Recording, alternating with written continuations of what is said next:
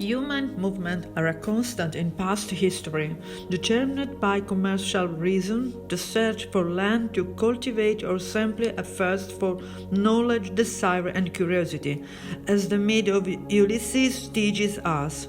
The study of history also shows how whole communities, as soon as they consolidate as such, protected their territory. The history of Italy began with the myth of the sacredness of borders. When Rome was founded, Romulus drew the Sulcus Primigenius and killed his brother Remus, who crossed it, guilty of violating the sacredness of the border. To defend its territories, Rome created the limes, a fortified and impassable border that ran along the perimeter of the empire, which obviously varied according to the characteristics of the territories and changed over time. The free movement of people was allowed only within the empire, while both entry and exit to non-Roman lands were not free. Troops monitored the movement of men and goods, and a pass was required to pass through the controls. The main reason for border crossing was trade. From the time of Marcus Aurelius onward, prisoners of war, colonists, and entire groups of barbarians were allowed to enter the empire as federati with the obligation to serve in the war. With the successive emperors, the phenomenon became more accentuated. The management of barbarians received was, however, very well regulated. They were granted land for cultivation and work, and were subject to taxation and conscription. The limes were fortified by Emperor Hadrian, who built the famous wall that bears his name. In defense of the limes, Marcus Aurelius built a guarantee belt without settlements 10 miles beyond the Danube, completely uninhabited for security reasons. Under Diocletian, the limes was further fortified, becoming an impregnable barrier for the barbarians who periodically attempted to penetrate the imperial lands. But after Constantine's death, pressures along the limes increased. Imperial policy became weaker and weaker, more and more cars were allowed to enter, and soon immigration became a serious problem. The empire was forced to take in a multitude of people it no longer knew how to accommodate. The limes no longer held, what would lead to the fall of the Western Roman Empire. The Great Migration that occupies the chronicle of our days is often compared to the barbarian invasion, but wrongly so. What was been happening since the 1990s is something completely different. A phenomenon like this has never occurred in history. The arrival in a few years of hundreds of thousands of people who are moving toward highly populated states, coming from countries that are not at war and that have good relations with Italy.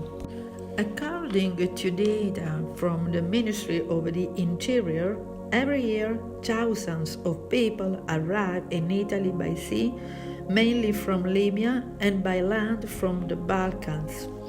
Criminals control the manage these journeys and make huge profits from human trafficking. Politicians seem to be powerless of solving the problem. Many people are worried about the massive and generalized immigration. However, they are told that immigration is a right and that the search for better living conditions cannot be limited by state borders. Those who propose restrictive measures are often accused of racism. But there can be no right without duty, and the recognition of a right to emigrate implies, downside, a duty to welcome. This duty is economic and social, and it is borne by the host community. Moreover, the effects of immigration on the countries of origin cannot be ignored. As a result of mass migration, they suffer the depopulation of entire territories. They are deprived of their young people. They suffer a breakdown of the family and social fabric. Politicians seem unable to tackle the problem.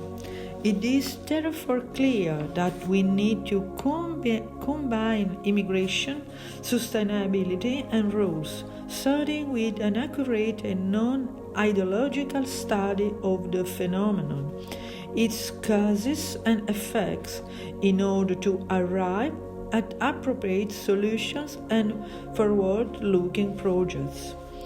Italy needs to adopt a plan that periodically indicates the amount of resources available to it and not the number of people it can accept.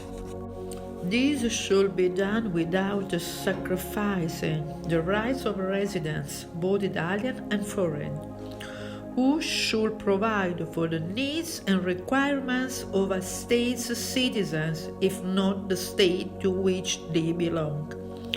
It is also necessary to safeguard the fact that in a modern welfare system sees those who work, income recipients, taxpayers, united in support of those who cannot, users of social assistance measures.